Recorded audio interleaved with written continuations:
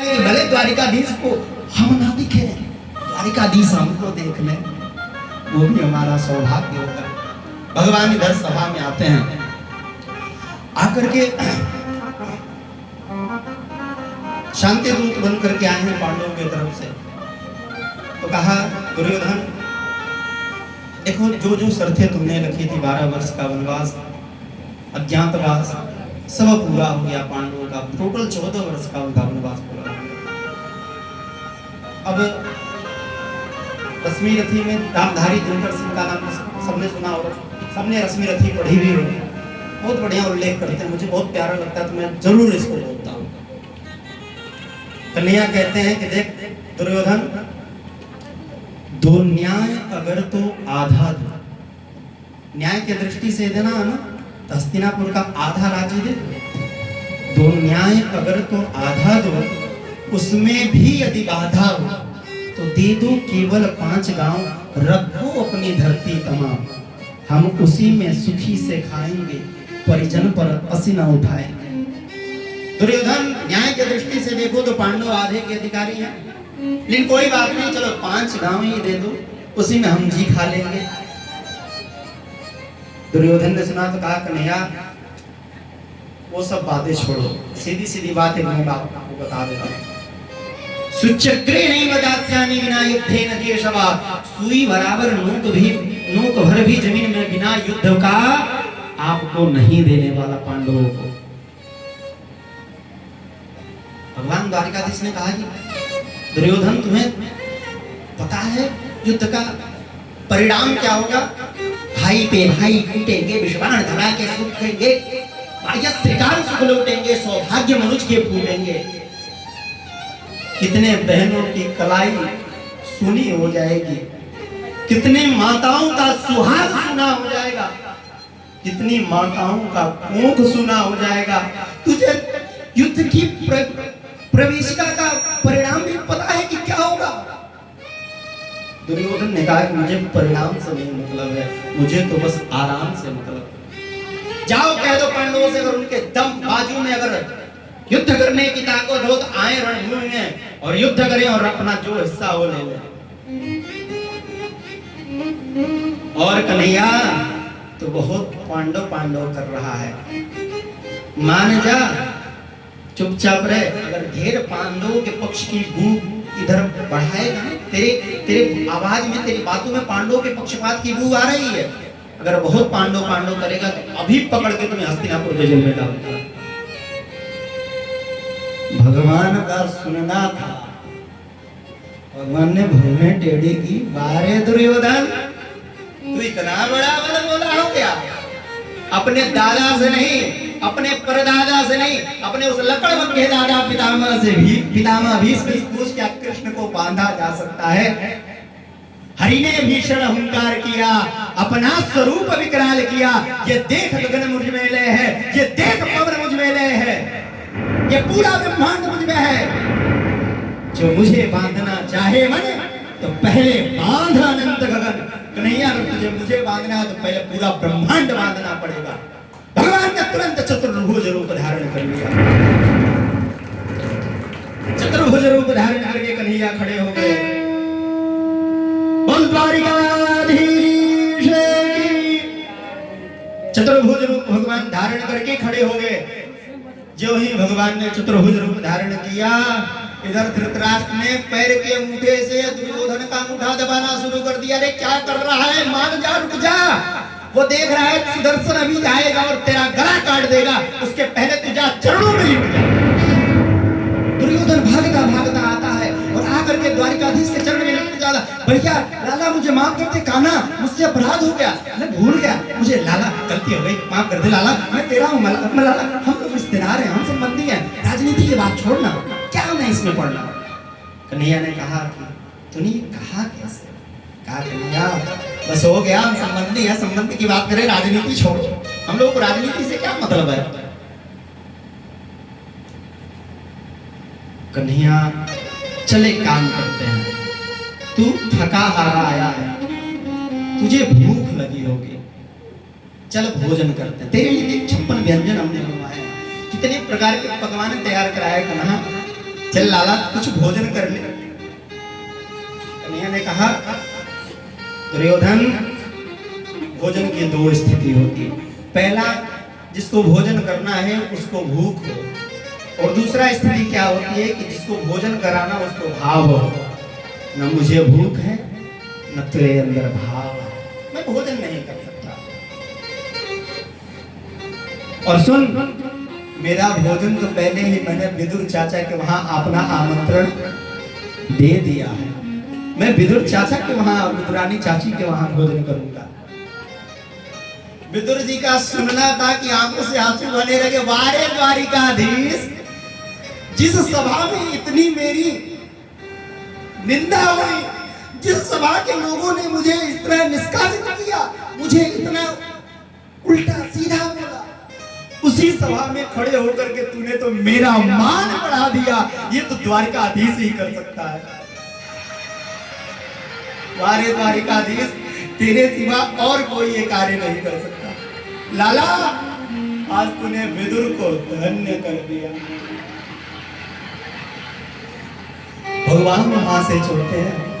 इधर विदुर जी भागते भागते बाजार गए। बाजार गए तो कुछ है नहीं पास में, राज्य से निष्कासित है, सब जानते हैं। लेकिन विदुर जी धर्मात्मा है, ये भी समझ जानते हैं। उनको किसी दुकान पे जाकर के ये कहने की जरूरत नहीं थी कि मैं पैसे चुका दूंगा। आजकल के तो सेठों को पहले आप एक 10 रुपए की स्टैम्प पे लिख के दो, तब वो मां दे दे तो भी बहुत बड़ी बात है। पहले ही लिखा रहता है दुनिया पे, क्या लिखा रहता है, उधार एक जादू है, हम देंगे आप गायब हो जाएंगे, भूली राधे राधे। लिखा रहता है कि नहीं, उधार दे करके आप हमको शर्मिंदा ना करें। आप भगवान है और भगवान भक्तों से उधार नहीं दे। इस तरह की सेठ जी को आजकल दुकान पे चिपकाए रहते हैं। लेकिन सब जानते हैं विदुर आ रहे हैं, जो जो चाहिए सब विदुर को मिल जाएगा। भगे भगे मार्केट गए, बाजार गए। इधर कन्हैया घरे पहुंचे विदुर के। जाकर के कन्हैया ने कहा,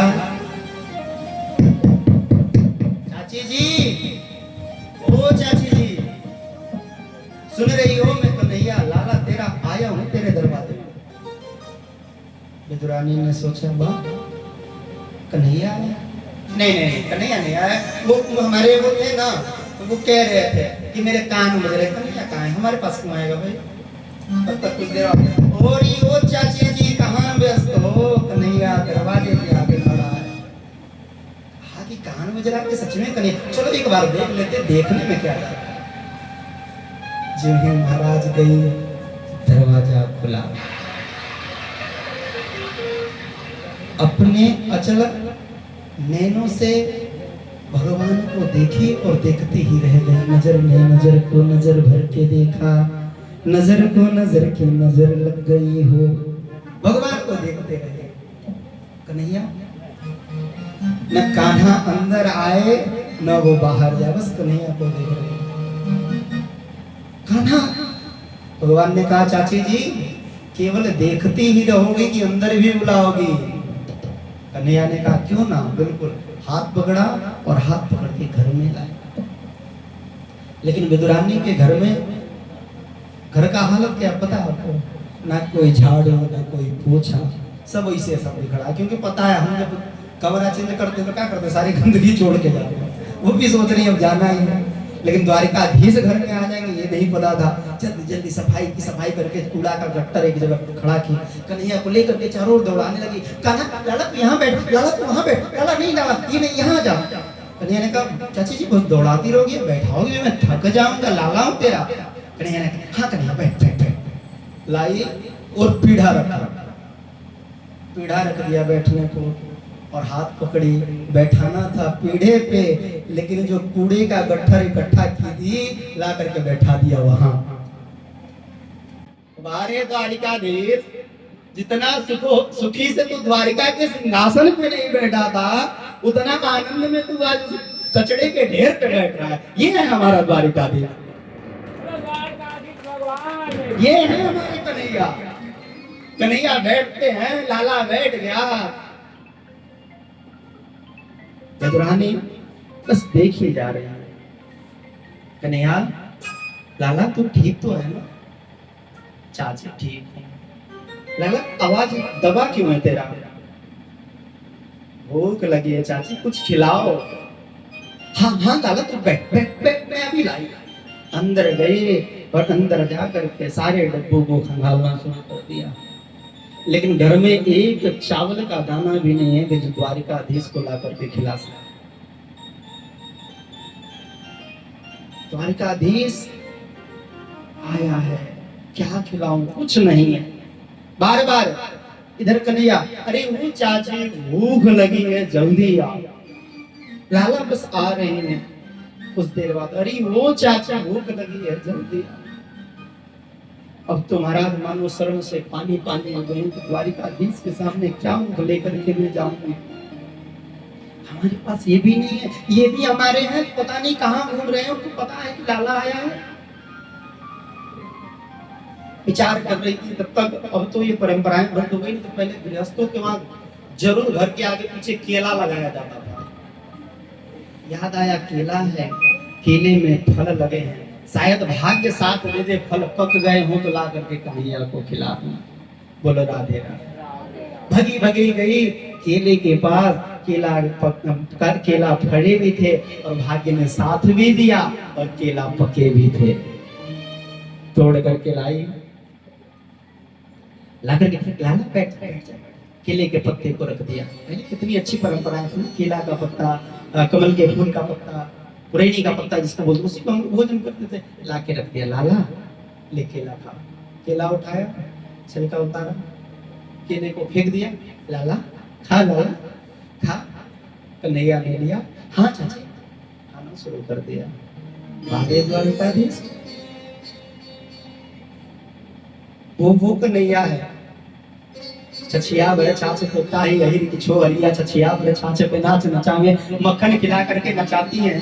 आज केले का छिलका शांति से बैठ करके खा रहा है। तुम्हारे द्वारिकाधीश से तेरे सिवा कर कौन सकता है?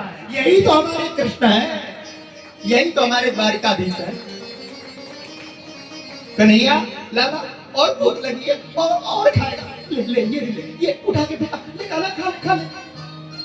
हमारे कन्हैया उसको भी खाया, कन्हैया उसे भी खा रहा है, लाला उसे भी खा रहा है। महाराज 5-7 केले खा गए द्वारिकाधीश, लेकिन एक बार भी हाथ नहीं कहा कि चाची बावरी तो नहीं होगी, वो क्या खिला रही है। कन्हैया के भी आंखों से आंसू बह रहे हैं। बारे मेरा सौभाग्य, इतना प्रेम करने वाला मुझे कहाँ मिलेगा। जो भगवान को इस तरह से प्रेम करते हैं, भगवान कहते हैं वो जब चलते हैं, उनके चरण रज जब उड़ता है ना, तो मैं उसमें लोट-पोट होता हूँ, मैं उन चरण रजों में लोट-पोट होता हूँ। ये है हमारे द्वारिकाधीश। तब तक पुनः एक जी सुनती हो? अरे वो बावरी सुन रही हो? दरवाजा खोलो, द्वारिकाधीश आने वाला है। देखो मैं बहुत सारा सामान लेकर के आया हूं। भगी भगी गई, रुको लाला, लगता है तेरे चाचा आ गए। भगी भगी गई और जा करके दरवाजा खोला तो आखन मिश्री, रसमलाई, मलाई, पुआ, जितने भी मिठाई थे, सामान थे, सब उधर चाचा लेके दरवाजे पे खड़े।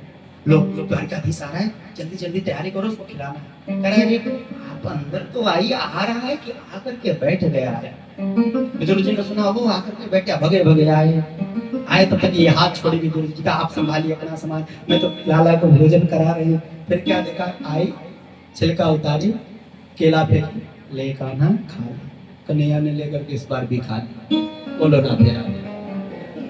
अब तो महाराज विदुर जी देखे, अरे बावरी, थारी थोड़ी अकल बची है कि नहीं, की कर रही है? कन्हैया को तो केले की जगह छिलका खिला रहे हैं। तब विदुरानी को याद आया, ओहो ये तो बहुत बड़ी गलती हो गई। कान्हा, लाला, मैं तो बावरी थी, तुम्हें तो अकल थी, तू तो बोल सकता था। उल्टे कन्हैया को डांटने भी लगी। कन्हैया कहता है, चाची आपने केला छिलके खिला दी, मुझे भी नहीं पता चला, कोई बात नहीं, आपको खा लिया। विदुर जी कहते, भागो भागो यहाँ से, जाओ ये देखो माखन मिश्री लाया है, ये मिठाई लाया है, लेकर के आओ, कन्हैया को ये खिलाना है। दे दिया, लेकर के गई, खूब बढ़िया पत्तल में सजा करके लाई। कहीं कन्हैया अब तो खा ले। विदुर जी ने कहा तू नहीं खिलाएगी, तो मैं खिलाऊंगा। विदुर जी ने एक चम्मच उठाई, कन्हैया के मुंह में पधराई। कन्हैया कहा दोबारा उठा चबा। 5वां बार में कन्हैया ने हाथ पकड़ लिया, चाचा पेट भर गया। लाला तू केले के छिलके से पेट किसका भरता है? लाला तू खा ले, लाला तेरे लिए मैं लाया हूं, लाला खा लेना। नहीं मैं नहीं खाऊंगा। क्यों? चाचा माफ करिएगा, मैं सत्य बताऊं, जो स्वाद मुझे उस केले के छिलके में मिला वो स्वाद आज मुझे इस माखन मिश्री में नहीं मिल रहा।